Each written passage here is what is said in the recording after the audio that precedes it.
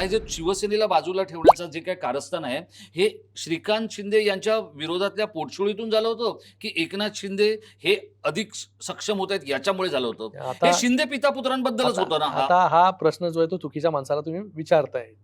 ज्यांनी या सगळ्या गोष्टी घडवल्या, त्या व्यक्तीला जर तुम्ही विचारलं, तर चांगल्या प्रकारे उत्तर देऊ शकतात. मला माझं कंप्लीट करू द्या, की जरी शिवसेनेला बाजूला ठेवून त्यांच्याकडे मॅजिक फिगर होता 32, तर त्यांनी त्यांचा उपनगराध्यक्ष वगैरे त्यांचं ठरलं होतं. कारण की तसा व्हीप प्रदीप पाटील जे काँग्रेसचे गटनेते आहेत, त्यांच्या नावाने जे आहे भारतीय जनता पार्टीने व्हीप जो आहे, हा सगळ्यांना दिला होता, की या व्हीपचं उल्लंघन जर केलं तर तुम्हाला डिस्क्वालिफाय तुमच्यावरती कारवाई करण्यात येईल. म्हणजे काँग्रेसच्या गटनेत्याला उपनगराध्यक्ष बनवण्यासाठीचा व्हीप जो आहे, हा सगळ्या लोकांना ज्या 32चे 32 त्यांचे कॉर्पोरेटर्स होते त्यांच्याकडे तेव्हा बजावण्यात आला होता आणि शिवसेनेला जे आहे पूर्णपणे बाजूला ठेवण्यात आलं होतं.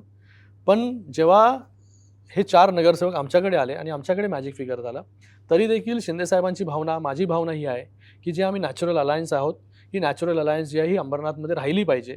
अशा दृष्टिकोनातून त्यांच्याबरोबर बोलणी देखील जी आहे, हे काल आम्हाला करंजुले असतील, जे तिकडचे स्थानिक भारतीय जनता पार्टीचे नेते आहेत, हे जे आहेत हे मला स्वतः भेटून गेलेत.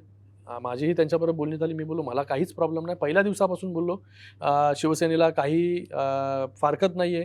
आपण नॅचरल अलायन्स आहे. आपण एकत्रच असलं पाहिजे. शहरासाठी काम करण्यासाठी आपण एकत्र मिळूनच या ठिकाणी बसलं पाहिजे. जरी आज आमच्याकडे जादुई आकडा असेल 32, तरी देखील आम्हाला जे आहे हे आपण एकत्र मिळून, सगळे मिळूनच त्या ठिकाणी सत्ता स्थापन करू. असं काल बोलणं देखील झालेलं आहे त्यांच्याबरोबर. आता ball is in their court, की त्यांना काय करायचं.